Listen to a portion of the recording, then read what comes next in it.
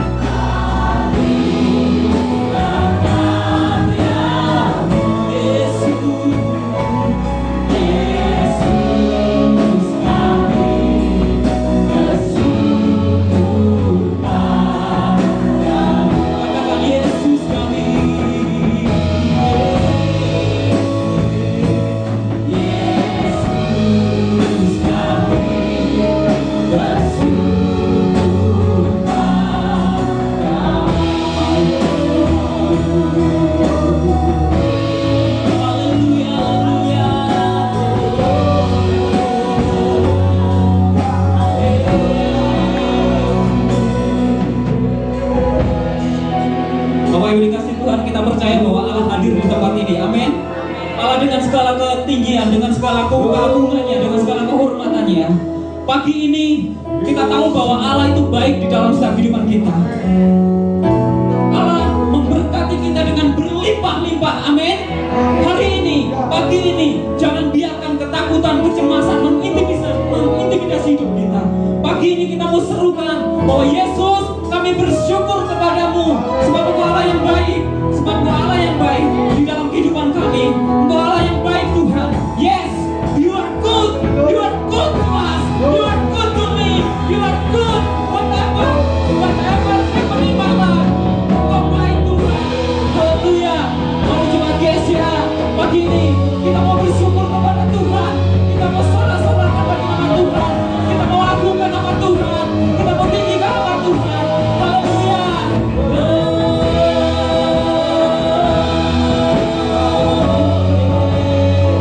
Yes, mari sorakan nama Tuhan, pujilah nama Tuhan, mengucap syukurlah kepada Tuhan bahwasanya Dia baik di dalam setiap hidup kita. Mari kita mulai mengucap syukur kepada Tuhan atas setiap kebaikan Tuhan. Haleluya, haleluya, haleluya, haleluya, haleluya.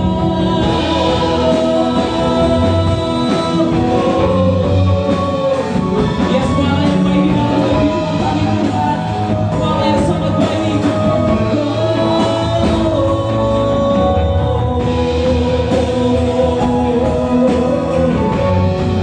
Haleluya. Mari sembah Tuhan. Mari sembah Tuhan. Haleluya. Haleluya.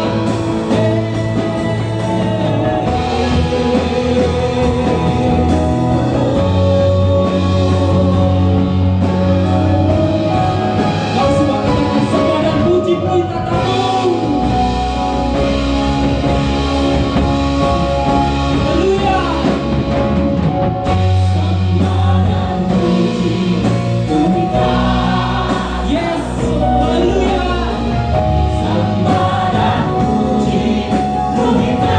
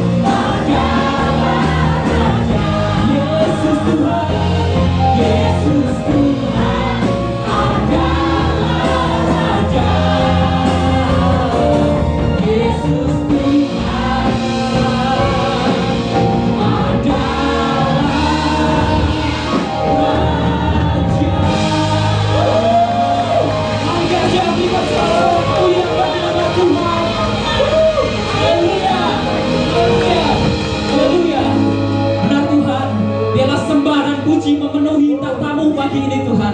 Ketika kami datang ke tempat ini, kami memenuhi panggilan Tuhan dengan kerinduan hati kami, maka kami datang kepada pencipta kami, pada gembala agung kami. Pagi ini Tuhan, ketika kami berada di tempat ini, kami tidak mau terlewatkan oleh hadirat Tuhan. Pagi ini Tuhan, penuhi kami semua dengan urapan-Mu. Pagi ini kami mau berdoa, biarlah ibadah kami pagi ini adalah ibadah yang hidup, yang memuliakan nama Tuhan. Hadirat Tuhan nyata, sehingga setiap kami pagi ini boleh merasakan kelepasan, kesembuhan, kekuatan yang daripada Tuhan, penghiburan yang daripada Tuhan. Pagi ini Tuhan, kami berdoa untuk kami semua di tempat ini. Pagi ini Tuhan, biarlah kiranya pagi ini kami membuka hati kami untuk Engkau, karena kami rindu urapan-Mu, hadirat-Mu, pengurapan-Mu memenuhi hidup kami Tuhan. Kami berdoa pagi ini untuk satu oknum yang akan mengganggu kami. Kami berdoa untuk setiap kuasa-kuasa kegelapan, intimidasi kuasa kegelapan pagi ini yang ada di hati kami. Oh, kami bersatu hati di dalam nama Tuhan Yesus, di dalam nama Tuhan Yesus. Pagi ini Tuhan, kami mau beribadah kepada Tuhan dengan ucapan syukur, dengan beriang-riang. Kami mau datang di hadirat-Mu. Terpujilah nama-Mu Tuhan. Kami bersyukur dan kami meletakkan ibadah kami pagi ini dalam tangan-Mu. Di dalam nama Tuhan Yesus kami berdoa. Haleluya, haleluya, amin. Sekali lagi katakan haleluya. Bapak Ibu masih kuat untuk berdiri? Masih? Pagi ini seberapa banyak yang diberkati Tuhan? Lambaikan tangan dong. Katakan haleluya. Haleluya. Kita mau angkat satu pujian bahwa kita mau selalu bersyukur kepada Tuhan. Amin. Semuanya siap? Kita mau bersyukur kepada Tuhan. 1, 2, 1, 2, 3, go. Ku mau selalu bersyukur cintamu padaku. Katakan apa? Yes. Haleluya.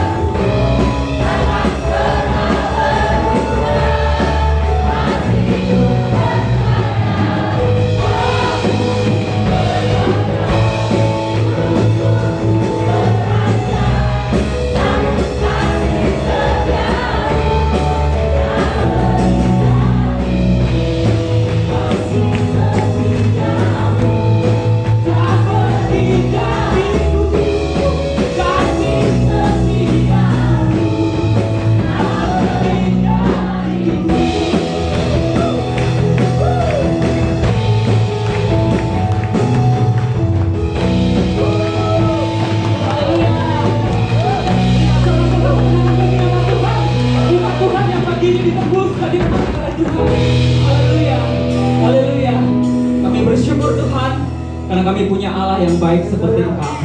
Haleluya Tuhan.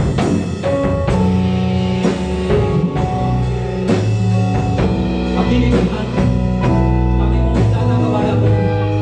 Kami tahu bahwa Engkaulah Aba, Bapa, Engkaulah gembala kami, Engkaulah Tuhan kami.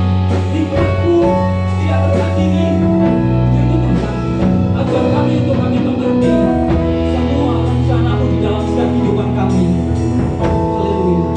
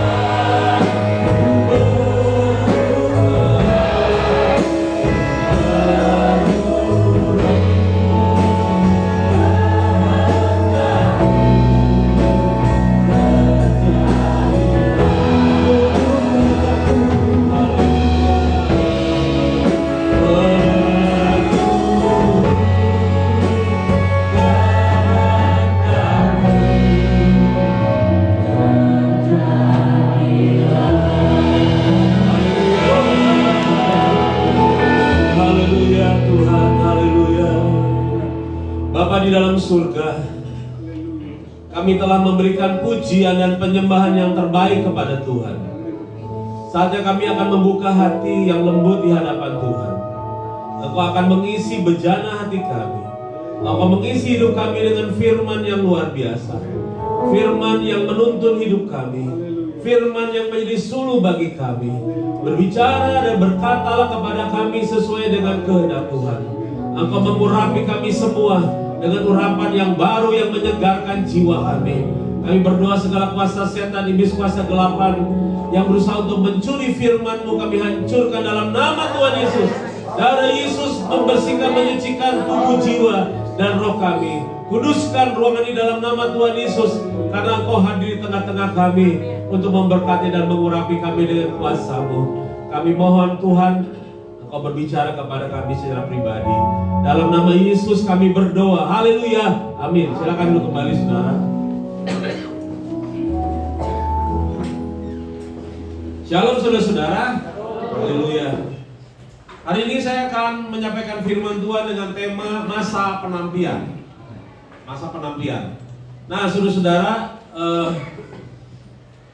kalau kita bicara mengenai penantian, maka kita mungkin ingat waktu kecil tentang menampi. Kalau saudara dulu mungkin pernah punya tampah, lalu ada beras, lalu digoyang-goyang, goyang kiri kanan, depan belakang, atas bawah, terus goyang-goyang sampai itu berasnya menjadi bersih, dan yang lain-lainnya, yang kotor-kotornya itu akan keluar, dibuang, saudara-saudara. Nah, saudara-saudara, kalau bicara mengenai masa penantian, ini adalah berbicara tentang keadaan-keadaan yang akan terjadi buat hidup kita. Ada masa-masa di mana kita ditampi oleh Tuhan. Ditampi itu seperti diuji, saudara-saudara. Kita diuji oleh Tuhan. Di masa-masa akhir zaman ini, nanti kita akan melihat ke belakangnya bahwa gereja sekarang sedang menghadapi penantian. Gereja sedang menghadapi ujian. Saya pernah berkhotbah pada awal-awal musim pandemi ini. Saya bicara tentang bahwa alam maut tidak berkuasa atas gereja. Alam maut tidak berkuasa atas hidup kita. Kita adalah bagian gereja, dan alam maut, kematian tidak bisa menguasai kita.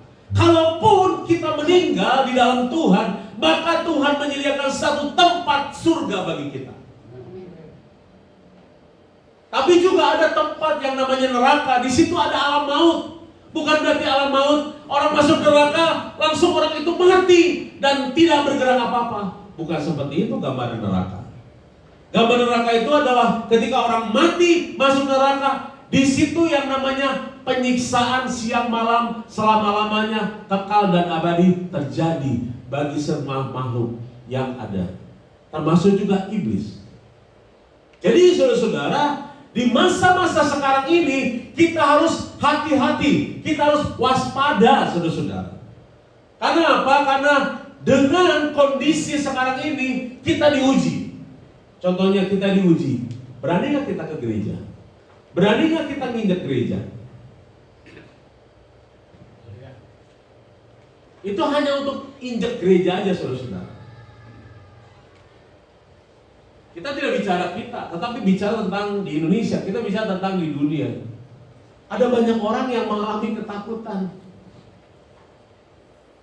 Lebih suka main dengan tempat yang asri, yang segar, lalu bisa lari ke sana ke sini, mungkin di lapangan atau di tempat-tempat terbuka, biar ketemu sama orang. Orang pada takut, orang ketemu orang takut, saudara-saudara. Apalagi mau ibadah. Gereja menghadapi tantangan, saudara-saudara. Ini adalah masa-masa penantian. Mari kita akan melihat latar belakang dari apa yang maksud dengan penantian. Alat tampi dalam bahasa Ibrani disebut misreh atau tampi. Tapi tampi itu bukan berarti seperti tampah yang bulat, saudara-saudara. Mari kita lihat setelah ini. Kita lihat, coba lihat gambarannya. Kita bisa, slide yang berikut. Nah, ini adalah tampi dalam arti yang kita kenal sekarang. Ya, tampi yaitu satu alat yang bulat, lalu biasa dipakai oleh ibu-ibu. Sekarang nih ibu-ibu nggak menggunakan itu, ya. serba instan, masuk rice cooker, cek, pencet, buka, makan langsung. Kalau dulu enggak, ditampi dulu gabahnya atau apa yang itu yang kira-kira itu dibuang. Saya suka lihat kalau nenek saya itu lagi panen. Wah, kalau lagi panen terus berasnya beras baru, lalu digoyang-goyang gitu, baru dimasak. Wah, enak banget saudara. Itu tanpa yang dalam pengertian di dalam gambar yang ibu-ibu itu. Tetapi tanpa yang dimaksud dengan di Alkitab ini dikatakan adalah alat tampi itu adalah garpu kayu yang besar. Ada 5. Jadi ada 5 cabang. Lalu ada batangnya. Sudah bisa lihat itu ada batangnya. Alat tampi adalah garpu kayu yang besar digunakan menghambur-hamburkan bulir-bulir gandum ke udara supaya tangkai-tangkai dan debu dihembuskan angin. Lalu cara ini masih diterapkan di beberapa daerah terpencil di Asia Barat. Lalu angin akan menerbangkan sekam atau gandum yang kopong sehingga yang jatuh ke bawah hanya gandum yang berisi. Nah, kita lihat tempat pengirikan, tempat orang menapi itu adalah tempatnya agak di atas bukit, terbuka dan banyak angin. Kenapa? Karena caranya yaitu digarpu begini, ditampi, lalu diangkat, dilempar ke atas. Kalau yang berisi akan jatuh di tempat semula. Tetapi kalau bulir-bulir yang kopong, yang kosong, lalu dengan semua yang kotor-kotor itu dibawa terbang oleh angin. Jadi sangat memerlukan angin, saudara-saudara. Di zaman sekarang, ketika angin pencobaan, angin penyesatan, angin keduniawian itu menerpa orang percaya, menerpa gereja Tuhan, itu adalah masa-masa penantian. Waktu yang lalu ada 2 orang jemaat yang tanya, Pak, biasanya suka tanya, Pak, bagaimana mengenai perdebatan tentang hamba Tuhan ini dan hamba Tuhan ini? Saya bilang, stop. Saya tidak mengikuti dan saya nggak mau tahu dengan itu. Itu adalah tanda-tanda hamba-hamba Tuhan pun sedang ditampi. Nggak mau kalah, mau menang sendiri. Kalau kalah dan mau menang sendiri, lebih baik keluar dari dominasi. Dan itu terjadi sekarang. Dan itu sangat menjadi batu sandungan bagi kita jemaat. Saudara jangan mencontoh melihat hamba-hamba Tuhan yang kelasnya udah kelas Indonesia atau mungkin sudah biasa ke luar negeri. Tetapi ketika dia berdebat tentang doktrin dan sebagainya, dan itu buat saya tidak membangun iman. Saya berharap saudara jangan ikutin yang kayak begitu. Jangan ikutin ngomongnya, jangan ikutin pandangannya. Kalau saudara berbicara tentang Trinitas, pegang firman Tuhan. Itulah yang kita pegang. Kalau bicara tentang ini, itu, tentang teologi ini dan sebagainya, tentang pandangan-pandangan ini membangun teologi yang lain, saudara harus kembali kepada Alkitab. Dan saya bilang, maaf, saya nggak ikutin, dan memang saya nggak mau tahu. Lebih baik firman Tuhan itu disampaikan, dilakukan, dan menghasilkan buah dalam pelayanan. Jangan diperdebatkan. Kalau firman Tuhan itu diperdebatkan sama dengan saudara-saudara kita yang beragama lain. Lebih baik firman Tuhan itu saudara-saudara kita akan pakai, kita gunakan, kita aplikasikan dalam kita, dan kita menjadi orang yang bertumbuh dan berbuah di dalam firman Tuhan. Ini adalah masa-masa penantian. Ada orang-orang yang mengaku pelayan Tuhan, hamba Tuhan atau gereja ini dan sebagainya sedang melakukan perdebatan. Dan itu tidak menyehatkan kerohanian gereja Tuhan di mana-mana. Itu adalah masa penantian, saudara-saudara. Loh, kalau pemimpinnya seperti itu, bagaimana dengan jemaatnya? Ada orang yang tanya kepada saya seperti ini, itu dan sebagainya. Jangan ikuti, jangan dengar. Karena belum tentu benar. Kalaupun ada yang mengaku benar, keluar dari denominasinya, bikin gereja baru. Maklum karena gerejanya besar. Sekarang orang nggak mau tunduk kepada otoritas, mau menang sendiri, debat, bertengkar, pecah. Saudara harus sadar bahwa kita berada dalam masa-masa penampian di akhir zaman ini. Saudara, saya memberikan deskripsi yang agak lebih detail proses penampian. Merupakan suatu metode pemisahan gandum dari sekam yang telah digunakan sejak zaman dahulu. Penampian biasanya dilakukan dengan melempar hasil panen ke udara agar angin meniup sekam yang ringan, sementara gandum yang lebih berat yang berisi jatuh ke tempat penampian. Tahapan proses ini, gandum dan sekam atau debu jerami bisa dilihat begitu saja dan nampak sama. Bulir gandum yang berisi dengan sekam yang kosong akan nampak sama. Akan tapi ketika ditampik, angin akan meniup keduanya dan bulir gandum yang berisi akan jatuh, sedangkan sekam yang kosong itu akan terbawa angin. Saya waktu pelayanan di Panti Rehab, saya punya 8 petak sawah, punya 4 kolam ikan, 8 petak sawah, lalu punya ayam 90 ekor, dari 2 jadi 90 ekor. Saya punya kandang ayam 2 kali gedung ini. Luas saudara, tempat saya luas di Cijuruk. Saya waktu itu baru pertama kali nikah dengan Ibu Rosi, saya tempatkan saya. Apa yang saya lakukan? Saya masih muda, masih umur di bawah 30. Saya bisa nyangkul, saya bisa beli bibit ikan mas, ikan lele dan sebagainya. Saya bercocok tanam.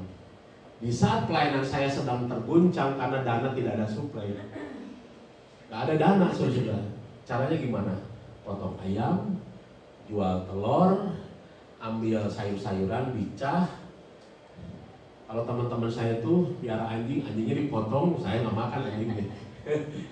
Teman-teman saya itu makanin, ada anjing banyak di situ, tapi saya lebih suka makan ayam. Lalu ada yang suka nyumbang beras dan minyak. Di situ saya hidup. Itu ujian yang berat buat saya. Saudara-saudara yang dikasih oleh Tuhan, kita harus melihat sesuatu yang sangat realistis dan kita perlu kepekaan roh. Kepekaan roh karena apa? Iblis sedang bekerja dengan luar biasa. Iblis sedang menjatuhkan. Saya sebenarnya punya satu video tentang bagaimana iblis itu seperti singa yang mengaum-ngaum, dia mengejar hamba-hambanya, anak-anak Tuhan, gereja Tuhan di mana untuk diterkam, dijatuhkan, dihancurkan hidup. Tatanan kehidupan masyarakat, tatanan kehidupan kita sebagai umat Tuhan bergeser satu dengan yang lain. Bisa berubah satu dengan yang lainnya. Komunikasi sebenarnya harusnya lancar karena ada handphone dan sebagainya. Tetapi kenyataannya ketika berjumpa semua sibuk masing-masing. Ayah, ibu, orang tua, anak sibuk dengan kegiatannya masing-masing. Inilah tatanan yang berubah, yang bergeser. Karena dunia sedang berubah, dunia sedang bergerak, saudara-saudara. Saya mau kasih gambaran tentang satu video. Mari kita lihat video ini. Inilah tatanan yang sudah mulai bergeser. Kalau dulu itu kita makan bersama-sama di meja makan, kita ngobrol dan sebagainya. Tapi ini kita lihat gambar sekarang seperti ini. Tolong musiknya, soundnya. Jangan dimulai dulu seluruh soundnya.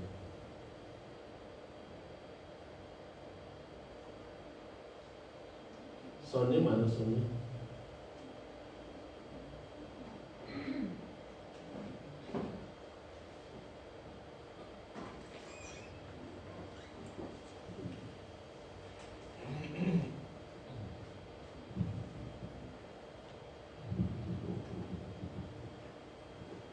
Harap bersabar saudara-saudara.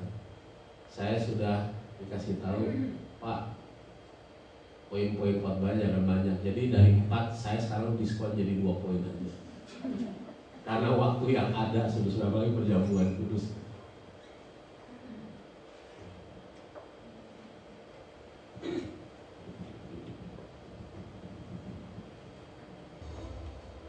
Ya, besarkan.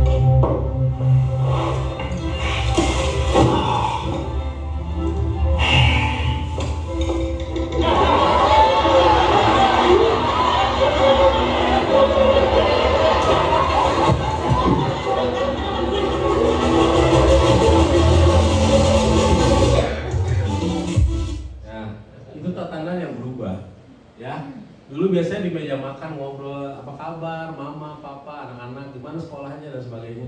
Sekarang itu sibuk masing-masing. Padahal kenyataannya komunikasi itu betul-betul sangat terbuka. Karena semua dari anak-anak sampai orang dewasa punya handphone, saudara-saudara.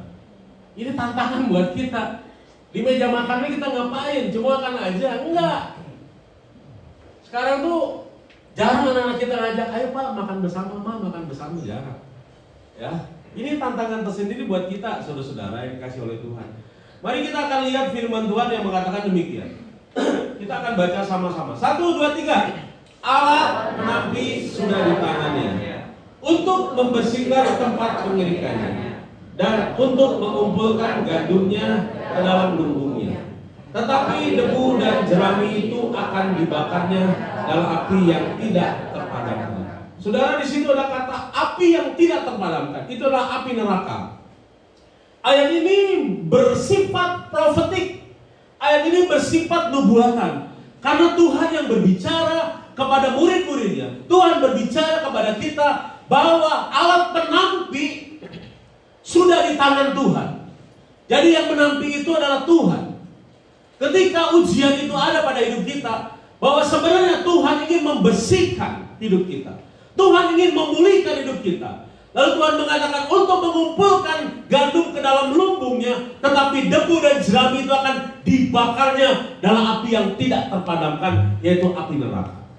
Saudara-saudara yang dikasihi Tuhan, ayat ini merupakan suatu gambaran tentang penampian. Di situ ada dua golongan manusia. Yang pertama adalah manusia gandum. Apa itu manusia gandum? Manusia gandum adalah manusia yang berisi, berkualitas, dewasa dan rohani, nggak mudah tergoncangkan, nggak mudah tergoyahkan. Ketika masa penampian itu ada, maka manusia gandum adalah manusia yang berkualitas, yang bertahan, yang kuat, yang kokoh dan berakar di dalam Tuhan. Tetapi manusia debu jerami itulah manusia yang dikatakan kalau kita ambil barang itu KW, saudara-saudara. Tidak berisi. Seperti ada istilah bilang tong kosong nyaring bunyinya. Omdok, omong doang. Biasanya orang ini kosong, gak ada isinya. Dan ketika manusia debu jerami itu mengalami goncangan, maka dia akan terbang. Terbang.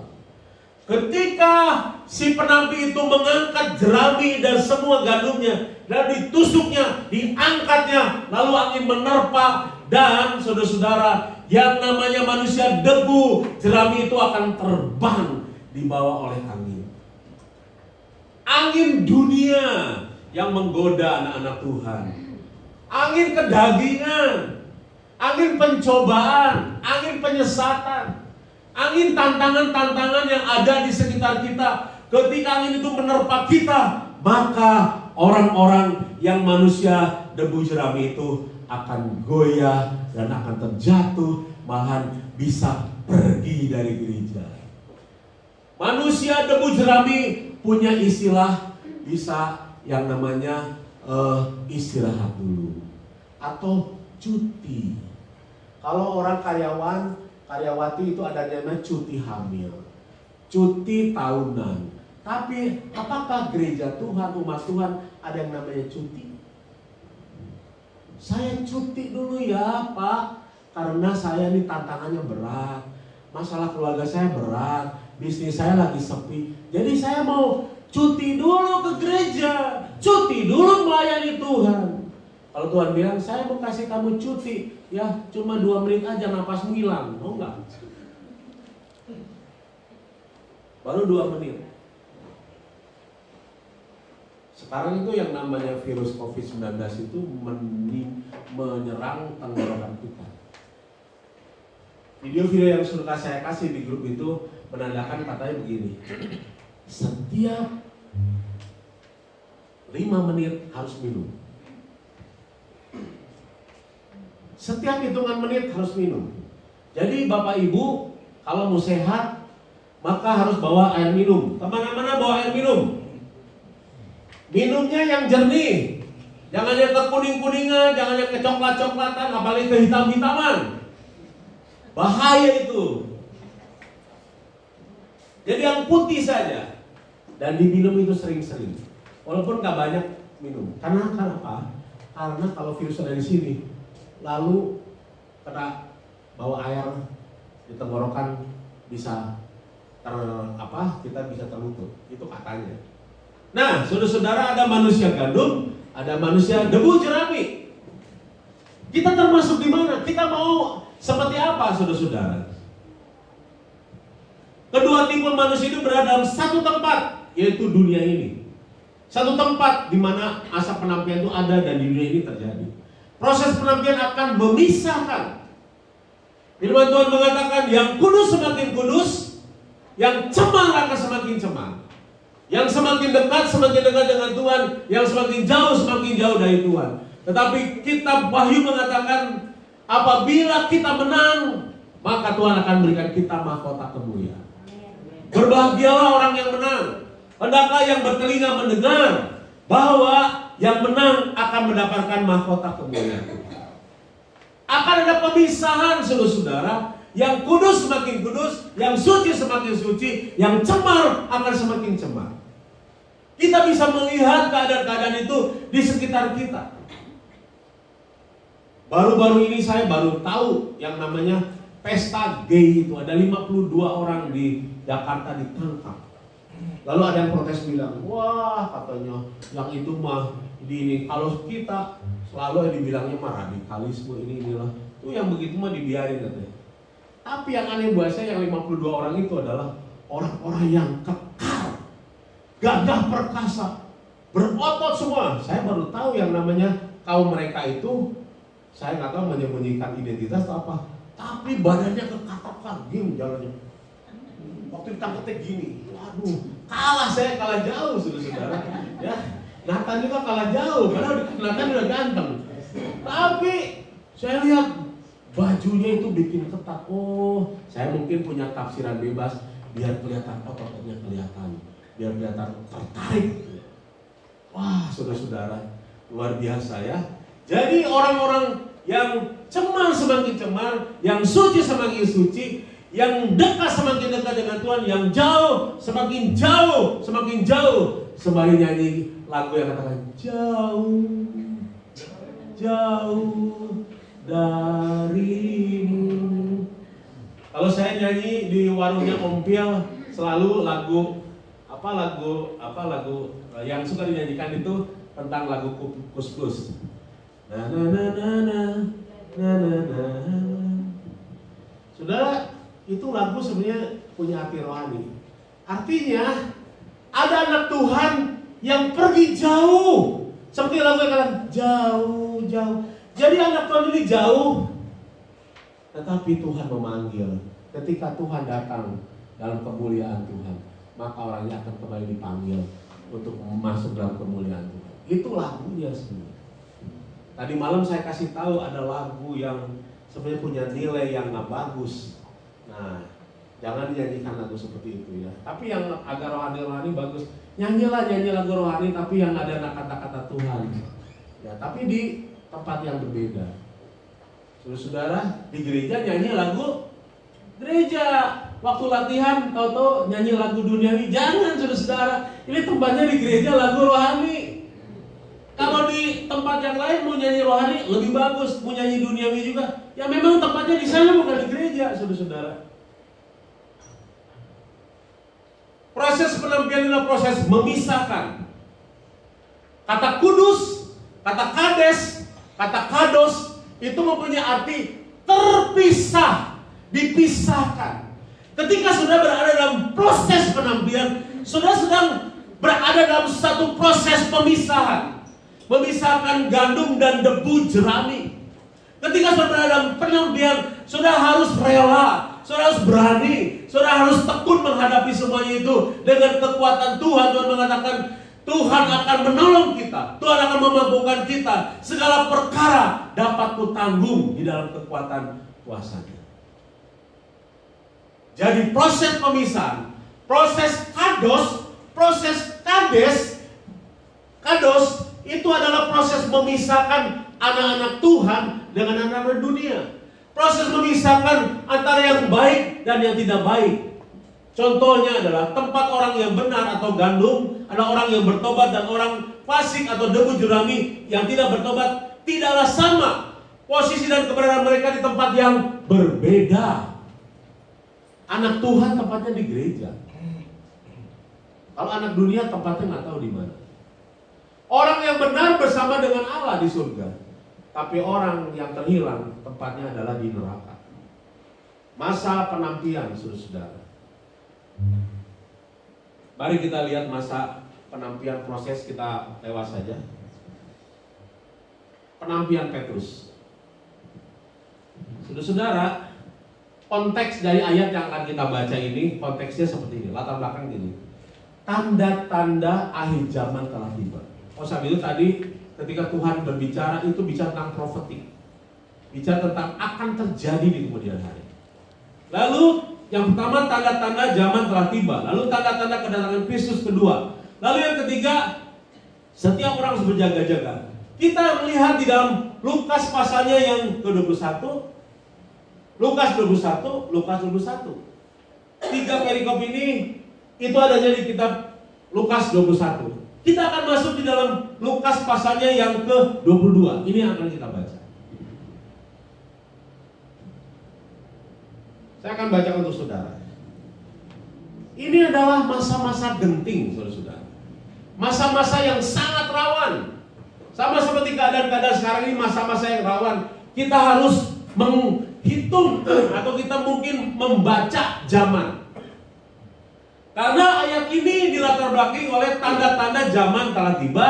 Lalu tanda-tanda kedatangan Kristus kedua juga sudah kelihatan. Lalu Tuhan mengatakan berjaga-jaga. Berjaga-jaga itu bukan saja kepada kita, tetapi kita lihat contoh bahwa Tuhan kasih tahu kepada murid-muridnya bahwa mereka harus berjaga-jaga, khususnya kepada yang namanya Petrus.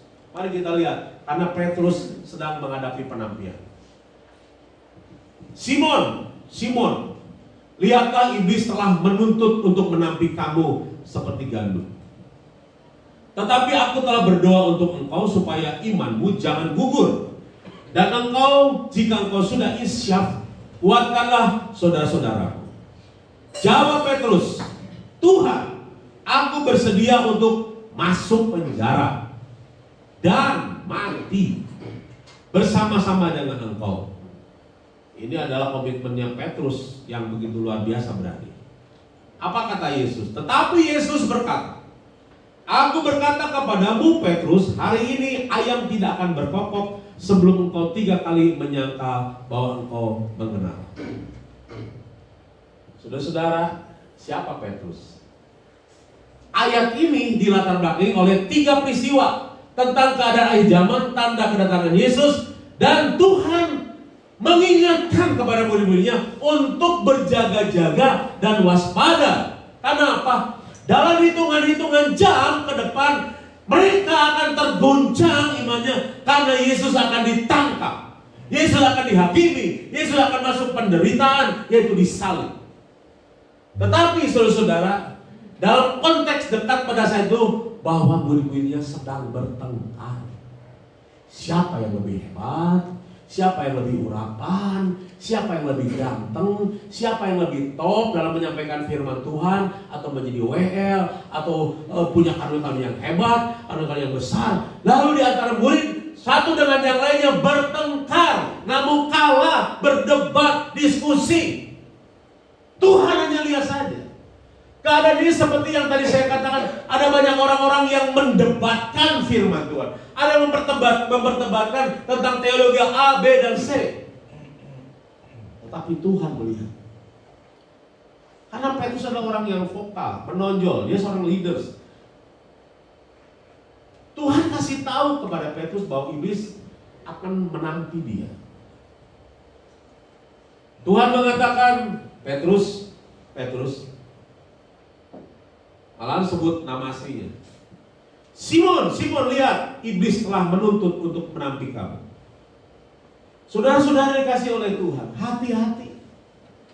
Jangan kita merasa nyaman, jangan kita merasa hebat, jangan merasa kita mapan, jangan kita merasa semuanya ada, jangan merasa kita luar biasa. Hati-hati, karena iblis akan selalu menempa kita, iblis selalu menuntut kita, dan iblis selalu menampi kita. Ketika iblis sedang jalan-jalan mengelilingi dunia, lalu dilihatnya oleh iblis Ayub dengan keluarganya yang begitu hebat, luar biasa diberkati Tuhan.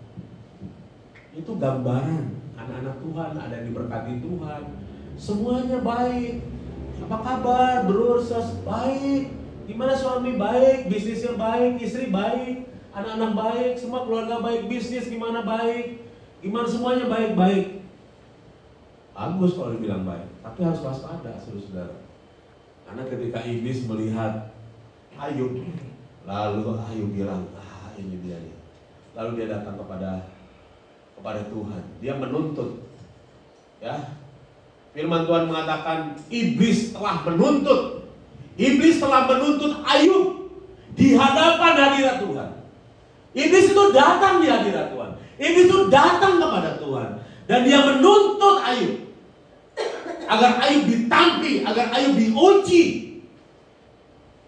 Lalu Tuhan bilang apa? Silakan iblis. Ayub ada dalam tanganmu. Hanya satu hal. Nyawanya dalam milik Tuhan. Jadi ketika saudara diuji, ketika saudara ditampi, kalau saudara nggak menyerahkan nyawa saudara kepada setan, setan nggak bisa cabut nyawa kita. Kecuali datang Mbah Dukun, orang pintar yang lulusan SD. Ini saya perlu bisnisnya lancar-lancar, Mbah. Tolonglah, Mbah. Oh, monggo, silakan. Yang pertama syaratnya adalah setiap tahun karyawanmu ada yang mati. Karyawannya ada 5, setiap tahun mati, tapi kaya. Lalu udah karyawannya mati semua, nggak ada yang mau kerja, anaknya satu-satu mati. Udah satu-satu anaknya mati, tinggal siapa? Istrinya juga mati. Yang terakhir siapa? Dianya. Setan bilang, kamu udah nikmati kekayaanku, bayar dong. Kan udah, enggak, sekarang tinggal kamu sendiri. Udah. Iblis itu membunuh dan membinasakan. Jangan main-main dengan cari orang-orang pintar. Di mana-mana orang pintar. Orang pintar bilang. Jadi iblis itu menampi kamu seperti gandum, kata Yesus kepada Simon. Saudara-saudara yang dikasih oleh Tuhan, Simon ini arogan. Simon Petrus bilang ini, aku bersedia untuk masuk penjara dan mati bersama dengan engkau. Tetapi Tuhan Yesus menegur Petrus mengatakan, tetapi jawab Yesus, aku berkata kepadamu Petrus, hari ini, karena dalam hitungan jam ke depan menjelang malam akan terjadi keguncangan bagi murid-muridnya, saudara-saudara, karena Yesus akan ditangkap. Hari ini ayam tidak akan berkokok sebelum engkau 3 kali menyangka aku bahwa engkau tidak mengenal aku. Bayangkan, dalam hitungan jam ke depan Tuhan tuh tahu bahwa Petrus akan menyangkal dan mengatakan aku tidak mengenal dia.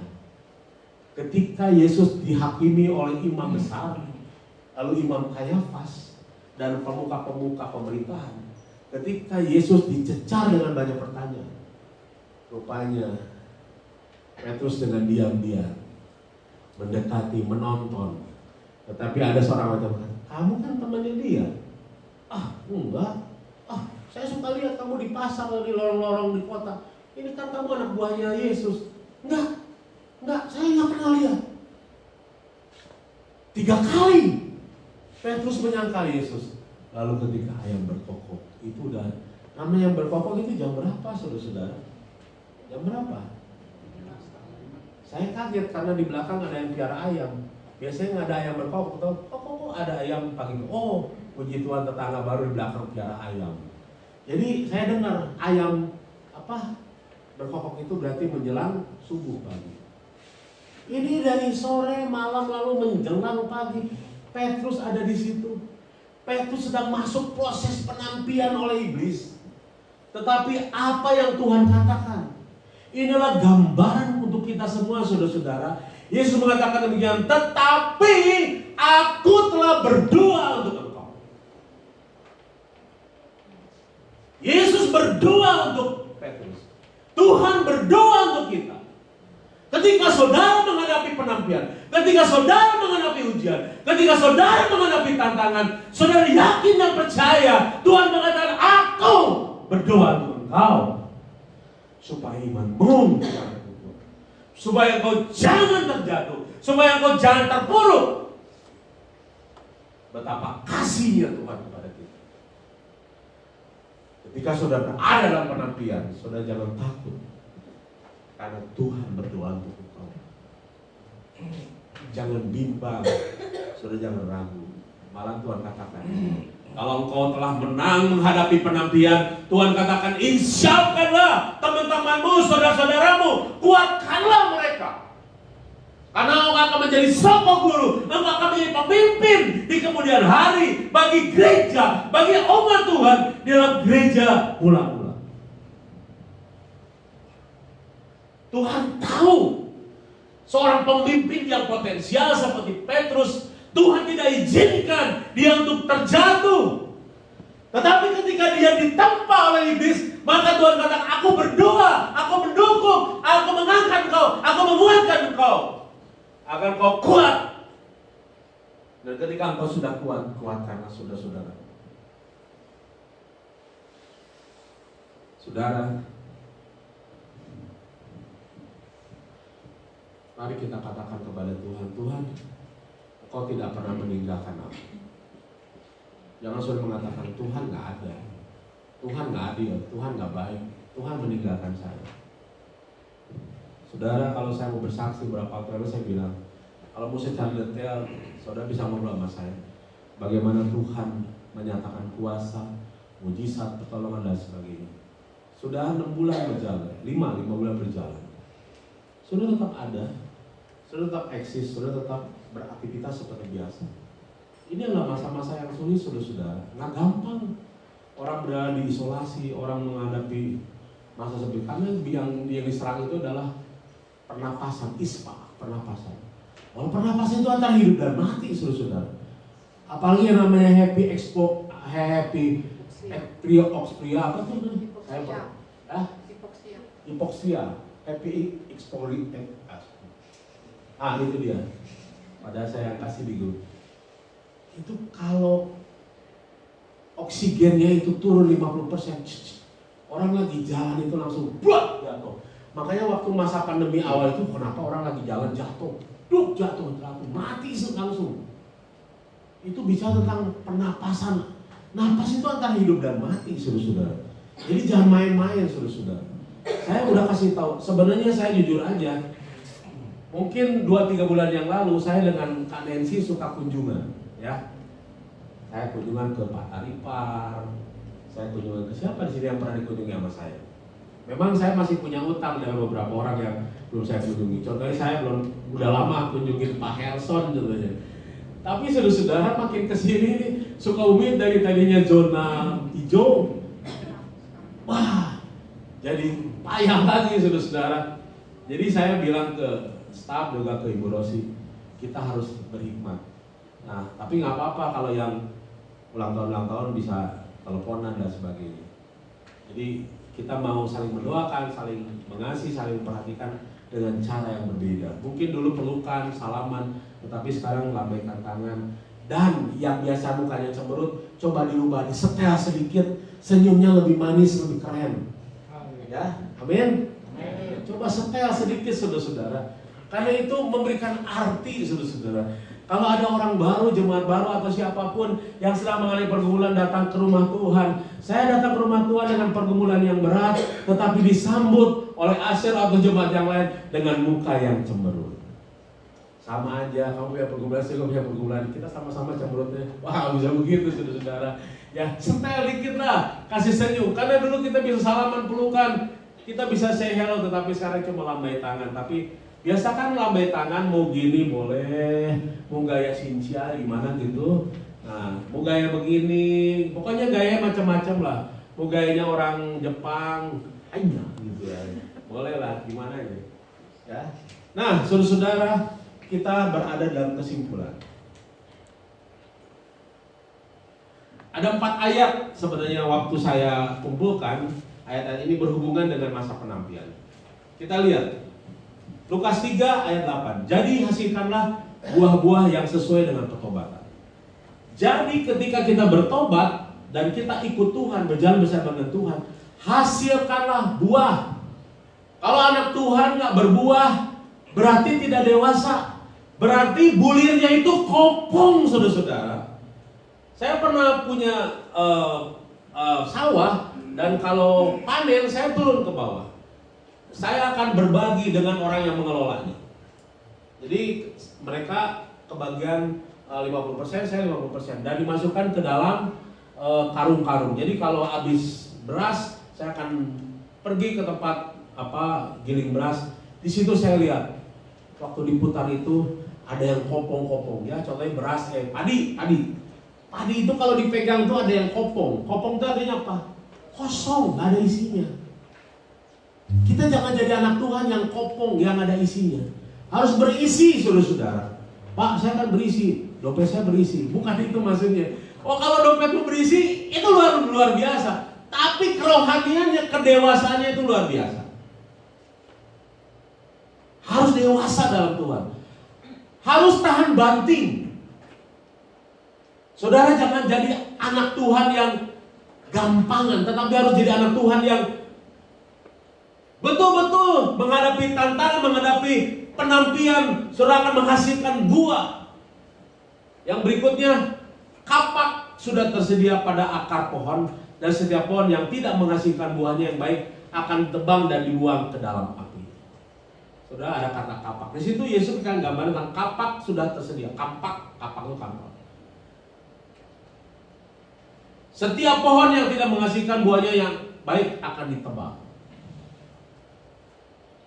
Karena tidak menghasilkan akan ditebang. Alat penampi sudah di tangannya untuk membersihkan tempat-tempat mengerikannya dan untuk mengumpulkan gandumnya ke dalam lumbungnya, tetapi debu jerami akan dibakar dalam api yang tak terpadamkan. Ini ayat yang terakhir. Yohanes 15 ayat yang kedua. Setiap ranting padaku yang tidak berbuah dipotongnya, dan setiap ranting yang berbuah dibersihkannya supaya ia lebih banyak berbuah. Dari 4 ayat itu saya mendapatkan kata kunci, kata berbuah. Kalau saudara punya pohon tidak berbuah, pasti mengecewakan saudara. Kalau anak-anak saudara tidak bertumbuh dan tidak menjadi kebanggaan, pasti saudara ngurus dada. Bagaimana dalam kamu, nak? Bagaimana dengan masa depanmu? Kamu begini, bagaimana kamu menghadapi masa depan? Mama, papa sudah tua, kamu bagaimana? Belum ini, belum itu, belum ini. Kamu harus belajar dewasa, belajar menghadapi tantangan, dan lain sebagainya. Setiap ranting yang tidak berbuah dipotong, dan setiap ranting yang berbuah dibersihkan.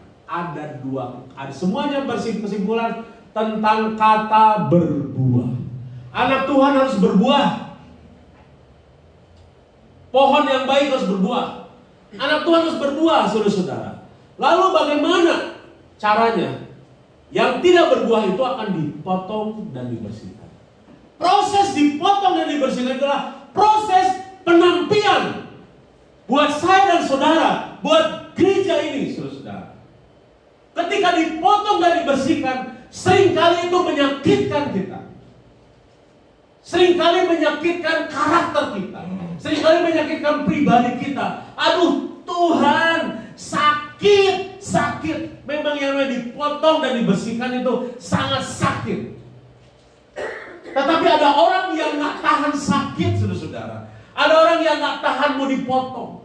Makanya kalau namanya amputasi itu ketika seseorang mengalami kecelakaan baik kaki maupun tangannya, ketika dokter mengatakan ini tidak bisa dipertahankan, lalu kesimpulannya diamputasi atau dipotong. Bayangkan saudara-saudara, kalau ada saudara-saudara kita yang tangan kakinya dipotong,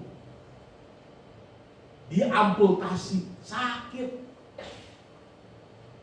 Kalau saya lihat dokter, Kalau ada luka kecelakaan itu kan banyak debu dan sebagainya. Itu biasanya disiram sama apa? Sama alkohol, dibersihin. Lalu kasa atau itu dikasih apa? Lalu dikorek-korek betadin. Mungkin lubang atau mungkin manga terbuka. Lalu si luka itu yang kotor tuh dibersihkan. Ini saudara benar. Ada yang takut. Saya pernah ngalami sih saudara. Saya ingat waktu saya bawa Pak Erik itu kecelakaan, tangannya patah di Bogor. Lalu waktu saya masuk rumah sakit di Bogor itu, tempatnya nggak bagus. Akhirnya kami bawa ke Sukabumi. Waktu di Bogor itu nggak dibersihin lukanya. Jadi di sini aja penuh dengan bekas-bekas di jalan, saudara. Jadi waktu di situ diproses, itu yang namanya mungkin bekas debu-debu atau kerikil itu disiram baru begini. Wah, sakit saudara. Kalau luka itu dibuka, dibersihin, sakit. Sama juga dengan kita anak-anak Tuhan. Waktu saudara dalam proses ditampi dan dibersihkan, sakit Tuhan. Masalahnya adalah saudara mau tahan nggak? Saudara mau bertahan dengan sakit itu nggak? Ketika karakter saudara dipotong, ketika karakter saudara dibersihkan sebagai anak-anak Tuhan untuk lebih baik dan lebih berbuah. Masalah saudara mau bertahan atau tidak, berani nggak menghadapi itu? Bukan saja saudara, tapi saya pun ditampi, dibentuk saudara-saudara. Lalu semakin indah. 2 minggu yang lalu saudara-saudara, saya mendengar bahwa ruangan ini pagi-pagi belum disemprot. Belum disemprot pakai itu. Kita bersyukur bahwa ada orang yang ngasih semprotan yang besar begitu saudara-saudara. Ya, saya melayani dengan Ibu Rosi, satu keluarga yang diberkati Tuhan, dan dia kasih alatnya yang begitu besar dan juga 1 galon yang besar. Itu bisa sampai setahun. Dan waktu pagi-pagi jam 7, belum apa-apa ini belum disemprot, mulai iblis itu menggoda saya, menampi saya. Mulai iblis mendorong saya untuk saya bersungguh-sungguh. Saya bersyukur punya istri yang selalu menguatkan saya. Lalu Roh Kudus itu bilang begini, ambil positifnya aja. Anggap aja itu olahraga, kan kamu udah lama gak olahraga. Oh iya, langsung saya panggil gitu, dari sini ke depan sampai ke belakang. Tadi aja Nancy bilang, Om ke dalam dia, iya. Jadi saya nyemprot begini, ada Nancy yang ngepel. Lalu saya lihat apa?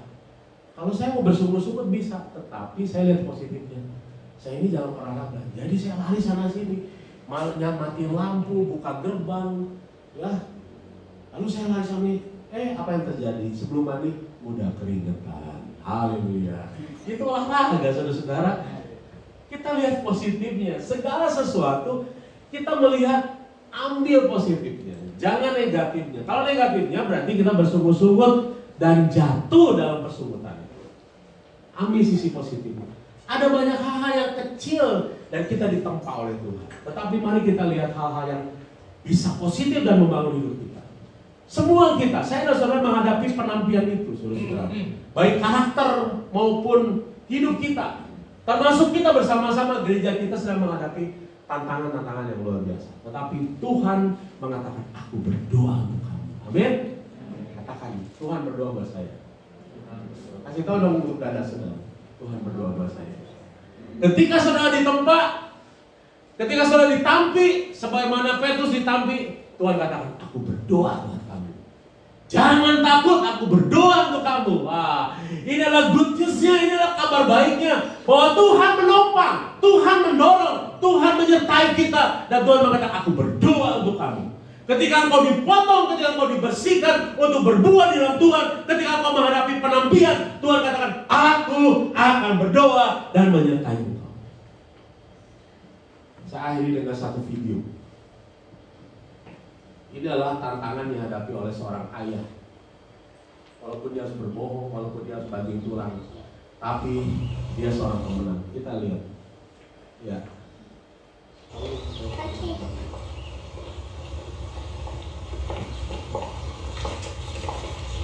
Daddy is the sweetest daddy in the world.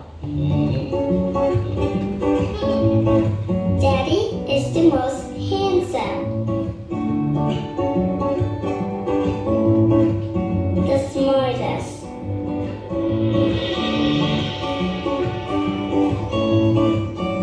the most clever, the kindest.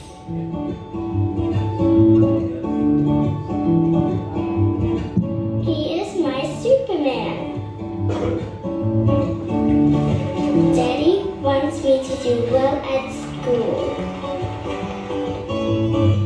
Daddy is just great, but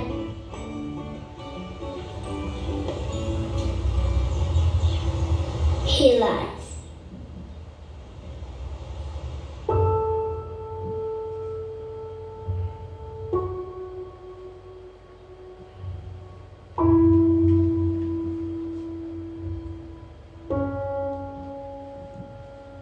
He lies about having a job.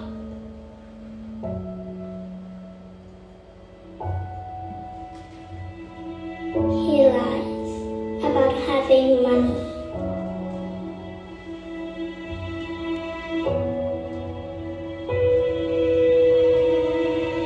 He lies that he's not tired.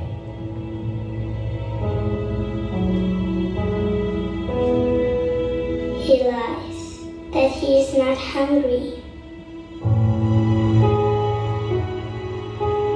He lies that we have everything.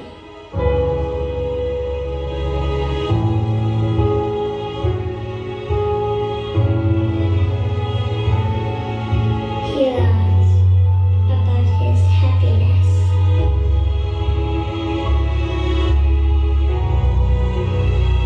He lies because of me.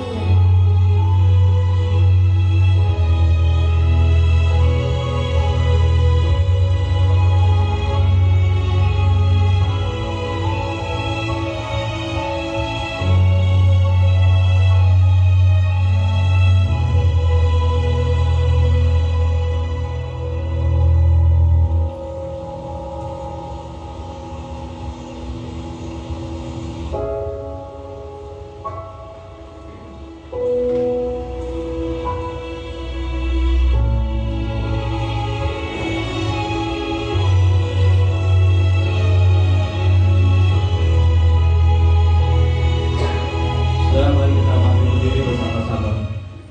Haleluya. Apapun yang saat ini saudara hadapi, ketika saudara menghadapi ujian dan penampilan itu, saudara harus kuat, sama seperti sang ayah ini menjadi kebanggaan bagi putrinya. Walaupun dia harus banting tulang, tapi dia berhasil menjadi kebanggaan bagi putrinya. Walaupun mungkin dengan tantangan, dengan beban, dengan pekerjaan yang berat yang gak ada apa-apanya, tapi dia sudah menjadi kebanggaan bagi putrinya. Saudara sudah menjadi kebanggaan bagi Tuhan. Ketika sudah menghadapi penampilan, katakan, Tuhan, saya mau dibersihkan, saya mau diuji oleh Tuhan, agar saya semakin murni mengikut Tuhan, agar saya semakin murni untuk melayani Tuhan, agar saya semakin murni dan diuji tentang kasih saya kepada Tuhan. Mari kita katakan, selidiki aku Tuhan, lihat hatiku. Haleluya Tuhan, haleluya Yesus. Oh, haleluya. Terima kasih. Oh, haleluya. Sembahlah Dia, sembah Dia. Mulai berdoa, mulai berseru kepada Tuhan. Tuhan, ujilah hatiku. Engkau menampil aku sebagaimanapun, engkau tetap berdoa untuk aku Tuhan. Haleluya.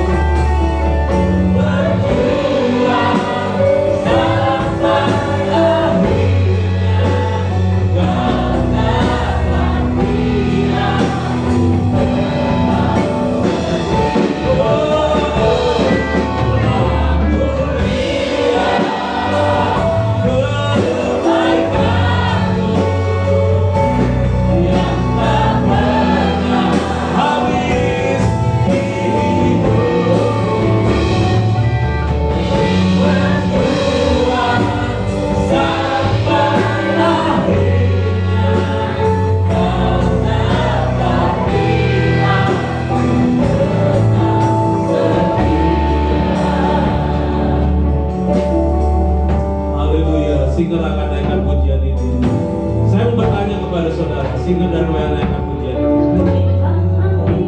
Kalau saudara datang di rumah Tuhan, sebelum saudara mungkin menginjakan kaki di rumah Tuhan, saudara mungkin mempertanyakan Tuhan. Saudara meragukan Tuhan karena bebanmu begitu berat. Karena saudara sedang berada dalam penampian. Ketika saudara meragukan Tuhan, ketika saudara gelisah, ketika saudara takut menghadapi hidup ini karena begitu beratnya penampian hidupmu.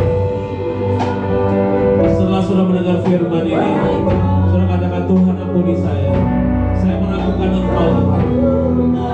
Ampuni saya Tuhan. Sebenarnya saya mau berpaling dari Tuhan, karena sebenarnya Tuhan tidak memperhatikan saya. Datanglah saudara pada Tuhan ketika saudara mendengar firman ini, karena Tuhan selalu berdoa untuk saudara. Sebagaimana Tuhan berkata kepada Petrus, engkau sedang diambil, tapi aku berdoa untuk Petrus. Hari ini firman Tuhan berkata kepada saudara, Tuhan berdoa untuk saudara. Tuhan berdoa untuk usahamu, pekerjaanmu, bisnismu, dan rumah tanggamu. Saudara jangan takut. Katakan kepada Tuhan, Tuhan ini saya orangnya. Saya yang meragukan Tuhan. Saya mau berpaling dari Tuhan, tetapi saya mohon pengampunan dari Tuhan. Saya mau tetap percaya kepada Tuhan. Angkatlah tanganmu dan mulai berdoa.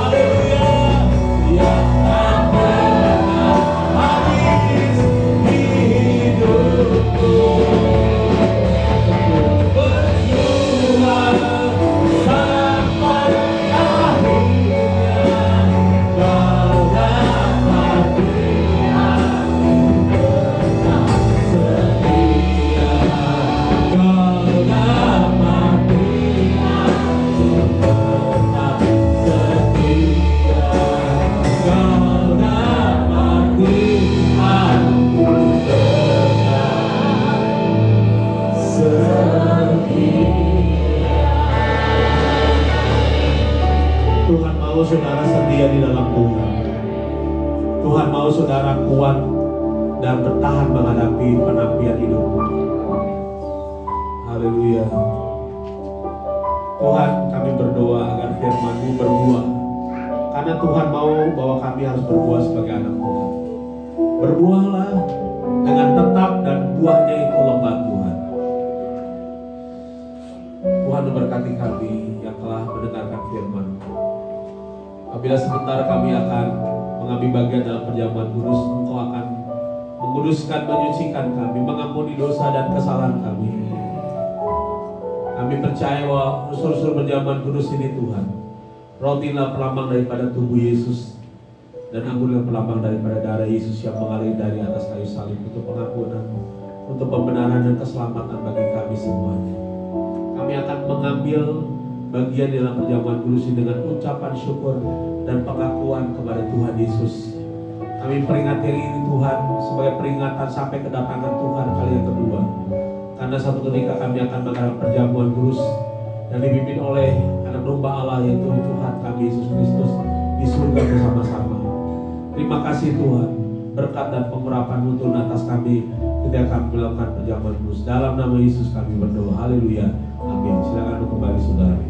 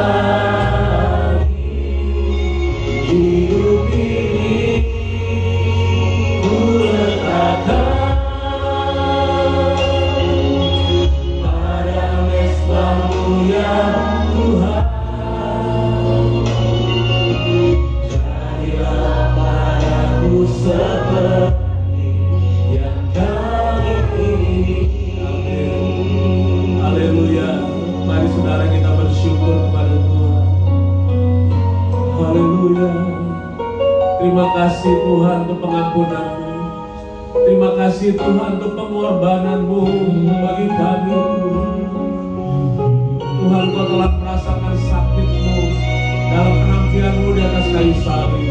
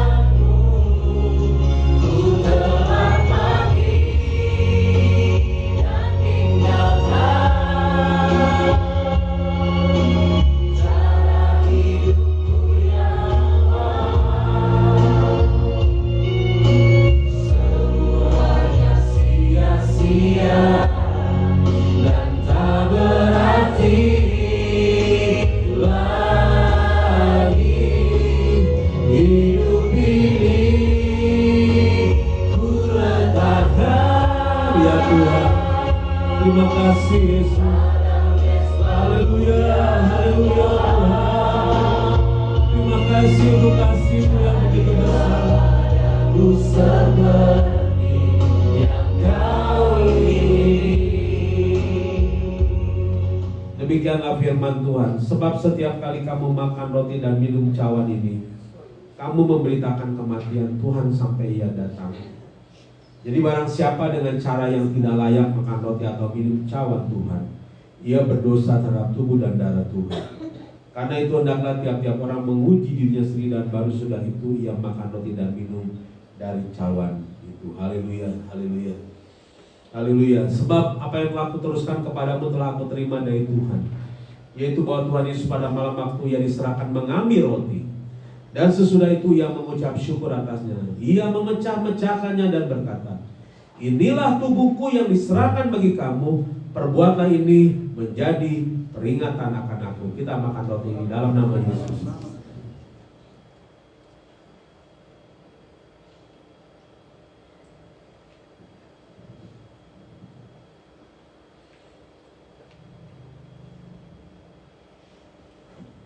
Angkatkan cawan-cawan saudara dan dengarlah firman Tuhan. Demikian juga ia mengambil cawan sesudah makan lalu berkata, cawan ini adalah perjanjian baru yang dimeteraikan oleh darahku. Perbuatlah ini setiap kali kamu meminumnya menjadi peringatan akan aku. Kita meminumnya dalam nama Yesus.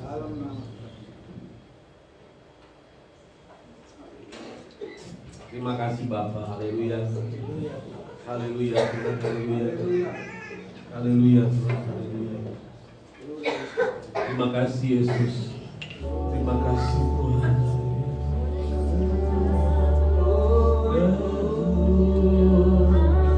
Mari kita mengangkat kedua belah tangan kita dan bersyukur kepada Tuhan. Haleluya.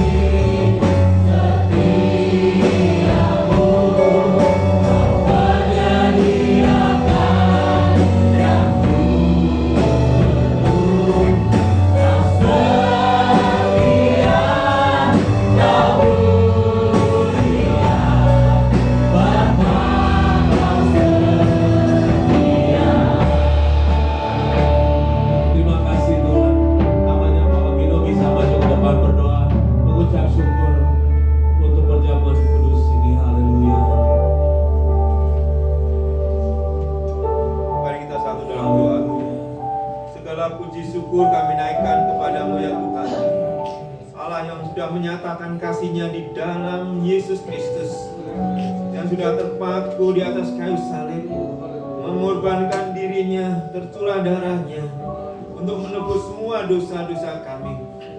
Oleh karena itu Tuhan, pada pagi hari ini kami juga sudah bersekutu bersama tubuh dengan darah-Mu Tuhan. Itulah bukti nyata bahwa Tuhan mengasihi kami. Terlebih kami yang ada di tempat ini menjadi bagian umat yang Tuhan pilih. Untuk Tuhan ampuni setiap dosa-dosa kami. Bukan karena kami baik, bukan karena kami gagah, tetapi karena anugerah-Mu Tuhan. Kau jadikan kami umat kesayangan Tuhan. Ketika kami bersekutu bersama tubuh dan darah Yesus itu, sekali juga Tuhan mengingatkan kami supaya kami juga dapat memberitakan akan kabar kematian dan kebangkitan-Mu Tuhan, untuk menebus semua dosa manusia di dunia ini Tuhan. Oleh karena itu Tuhan akan memberi semangat dan kekuatan kami ketika kami keluar dan meninggalkan tempat ibadah ini Tuhan.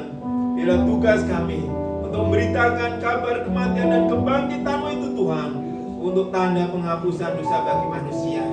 Terlebih itu juga Tuhan juga akan sudah memberkati kami. Yang lemah Tuhan akan kuatkan, yang sakit juga Tuhan pulihkan dari segala sakit penyakit kami. Dan segala tantangan-tantangan apapun bersama Tuhan, Engkau memberi jaminan kemenangan buat kami. Terima kasih Tuhan.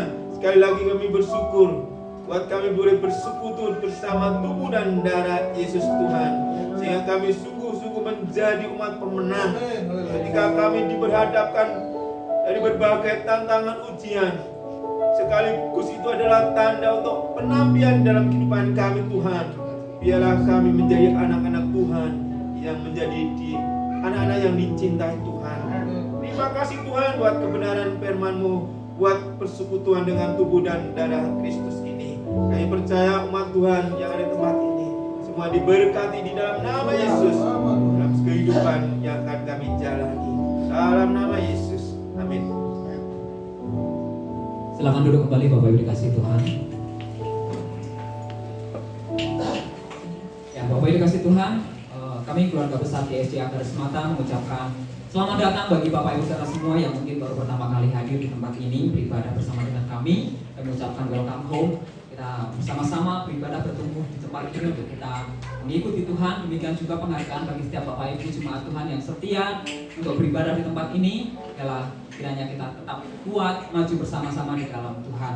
Bapak Ibu dikasih Tuhan, gereja tetap mengingatkan, kami tetap mengingatkan untuk Bapak Ibu saudara semua untuk tetap menjalankan protokol kesehatan, karena ini penting bagi kita semua untuk tetap menggunakan masker, mencuci tangan, untuk memakai hand sanitizer, ataupun menjaga jarak di dalam setiap kehidupan kita ketika kita ada di gereja maupun nanti di luar atau dimanapun, untuk kita tetap menjalankan protokol kesehatan. Karena prinsipnya kalau kita mengasihi diri kita, maka kita juga bisa mengasihi orang lain. Kita saling menjaga satu sama lain. Kita menjaga diri kita, di saat itu juga kita menjaga orang-orang yang kita kasihi. Nah Bapak dikasih Tuhan, pengumuman yang kedua adalah mari kita terus doakan untuk pembangunan atap baja ringan. Jika Bapak Ibu lihat di gedung depan, temboknya sudah berdiri tetapi atapnya belum. Kita akan berdoa untuk pembangunan tentang proyek pemasangan atap baja ringan Bapak dikasih Tuhan yang akan berjalan di bulan Oktober November. Itu diperlukan dana sekitar 160 sampai 200 juta kayak gitu. Dan puji Tuhan Bapak Ibu dikasih Tuhan, jika sampai saat ini sudah terkumpul dana sekitar 140 juta. Itu karena kemurahan Tuhan. Jadi kurang dikit lagi Bapak Ibu. Jadi harusnya semangat, ini kurang dikit lagi. Jadi masih kurang sekitar 40 sampai 60 juta lagi. Jadi yang loyo kita harus semangat, karena tinggal dikit lagi kayak gitu. Pasti kita bisa lah kayak gitu, karena Tuhan di pihak kita. Jadi Bapak Ibu, mari kita terus doakan pembangunan rumah Tuhan. Dan yang ketiga, dalam berkaitan tentang pembangunan rumah Tuhan ini, dicari pemborong yang akan mengerjakan proyek tersebut. Jadi kita sifatnya open tender Bapak Ibu. Jadi jika Bapak Ibu punya relasi, punya kenalan kontraktor kayak gitu, pengen mengajukan ke panitia pembangunan, dipersilahkan. Bapak Ibu bisa ngobrol dengan panitia pembangunan. Mungkin kita bisa membantu dalam bidang ini, koneksi, karena koneksi itu juga penting. Kalau kita punya koneksi, kita bisa hubungkan ke panitia pembangunan, dan siapa tahu lewat hal itu Bapak Ibu bisa menjadi berkat bagi pembangunan rumah Tuhan di tempat ini.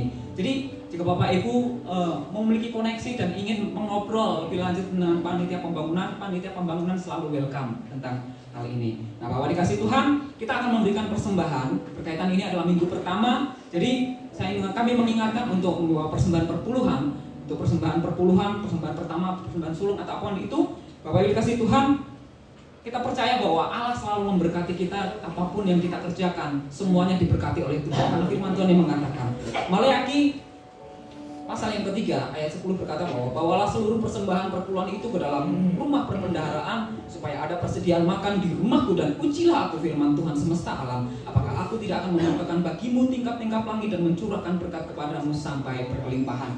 Kita akan membawa persembahan kita sebagai wujud ucapan syukur bahwa Allah memberkati hidup kita. Untuk itu mari Bapak Ibu dikasih Tuhan, kita akan memberikan persembahan, kita akan berdoa untuk persembahan yang akan kita berikan. Haleluya, haleluya, kami bersyukur buat kasih-Mu Tuhan, karena kami percaya bahwa Engkau Allah yang selalu memberkati kehidupan kami. Hidup kami diberkati oleh Tuhan, hidup kami selalu disertai oleh Tuhan. Tuhan memelihara hidup kami sehingga kami tidak pernah kekurangan. Pagi ini Tuhan, sebagai wujud ucapan syukur kami karena Engkau memberkati pekerjaan kami, segala sesuatu perbuatan tangan yang kami usahakan melalui tangan kami, berkat Tuhan ada di sana. Pagi ini kami mengucap syukur, dengan mengucap syukur kami membawa persembahan kami, persembahan perpuluhan, persembahan yang lainnya. Kami berdoa Tuhan pagi ini untuk persembahan kami di dalam nama Tuhan Yesus. Tuhan akan memberkati untuk setiap tangan-tangan yang memberi. Biarlah kiranya Tuhan ketika kesetiaan mereka Engkau perhatikan. Kami percaya bahwa Allah Engkau akan membalas, Engkau akan memelihara setiap hidup umat Tuhan di tempat ini dengan kasih setia Tuhan, dengan kelimpahan yang daripada Tuhan. Kami berdoa untuk persembahan ini Tuhan, biarlah Engkau akan sucikan dan kuduskan. Dan kami berdoa dan kami akan bawa persembahan ini dengan ucapan syukur, sebab kami percaya bahwa Engkau baik, Engkau sangat baik dalam kehidupan kami. Haleluya, amin.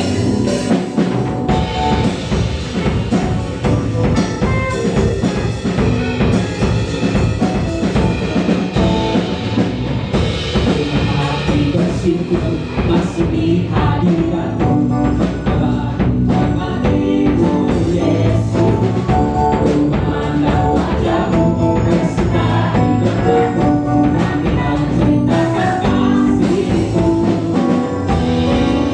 menangkap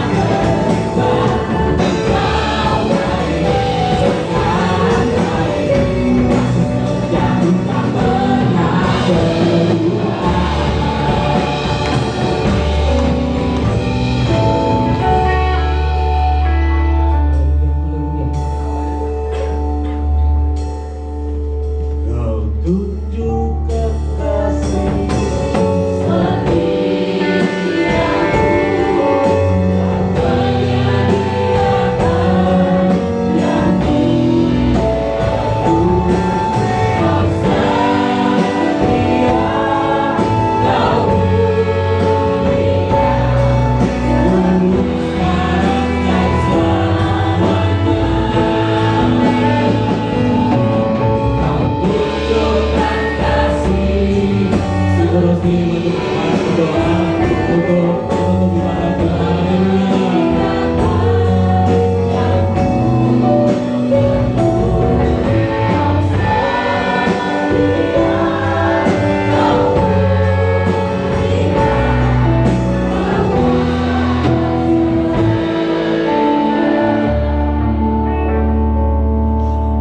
Bapa di dalam surga,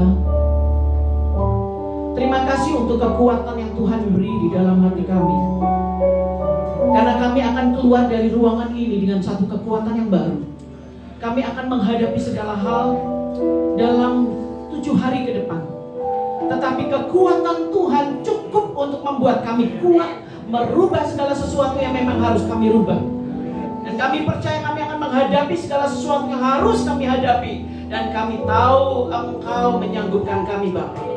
Karena janji-Mu Tuhan, Kau akan berjalan bersama kami dengan senantiasa dan tidak pernah Kau tinggalkan kami. Dan segala sesuatu yang terjadi dalam kami, semuanya berada di dalam kedaulatan Allah untuk membawa kami kepada rancangan-Mu yang besar.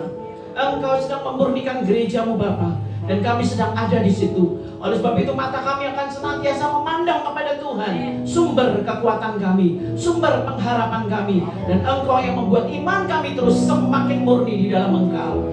Terima kasih Bapa, sertai kami ya Roh Kudus, sertai kami karena tanpa Tuhan kami tidak bisa berbuat apa-apa. Terima kasih Tuhan, di dalam nama Tuhan Yesus kami menyerahkan kehidupan kami. Dan kami berdoa dan menutup ibadah ini. Sekaligus kami percaya ketika kami keluar dari ruangan ini, Tuhan pulang bersama dengan kami. Dan Tuhan akan hidup bersama dengan kami. Diberkati pekerjaan-pekerjaan kami dalam nama Tuhan Yesus. Keluarga-keluarga dan hubungan kami dipenuhi oleh kasih Allah. Dan kami akan menunjukkan kuasa Tuhan yang tak terbatas lewat kesaksian-kesaksian hidup kami. Dan kami keluar akan menjadi berkat bagi banyak orang. Karena Tuhan yang tidak pernah berhenti akan terus memberkati kami. Sehingga kami mampu berbuat baik dan nama Tuhan dimuliakan. Terima kasih Bapa. Di dalam nama Tuhan Yesus kami juga berdoa untuk kami yang saat ini sedang sakit. Kesembuhan daripada Tuhan menyertai kami dalam nama Tuhan Yesus. Oleh kuasa darah Tuhan Yesus, Tuhan menyembuhkan kami. Dan kami menolak semua virus corona di dalam nama Tuhan Yesus. Kami pergi ke sana kemari dengan perlindungan Tuhan. Engkau yang menjaga kami. Dan kami juga tetap menjaga diri kami. Tuhan menyertai kami. Terima kasih Bapa, dalam nama Tuhan Yesus kami berdoa. Saudara-saudara dikasih oleh Tuhan, mari kita akan mengangkat tangan dan menerima berkat dari Tuhan.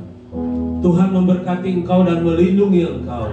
Tuhan menyeri engkau dengan wajahnya dan memberi engkau kasih karunia. Dan Tuhan menghadapkan wajahnya siang ini kepadamu dan memberi engkau damai sejahtera. Oleh sebab itu saudaraku, sidang jemaat Allah yang dikasih oleh Tuhan, pulanglah dengan membawa berkat anugerah dari Allah Bapa yang ada di dalam surga, serta cinta kasih sayangnya yang sudah dinyatakan dalam Tuhan Yesus Kristus, serta pimpinan kekuatan penghiburan dalam Roh Kudus menyertai saudara dari saat ini untuk selama-lamanya. Maranatha, sampai Tuhan datang kali yang kedua menjemput kita semua. Di dalam nama Yesus kami mengakhiri ibadah kami. Haleluya.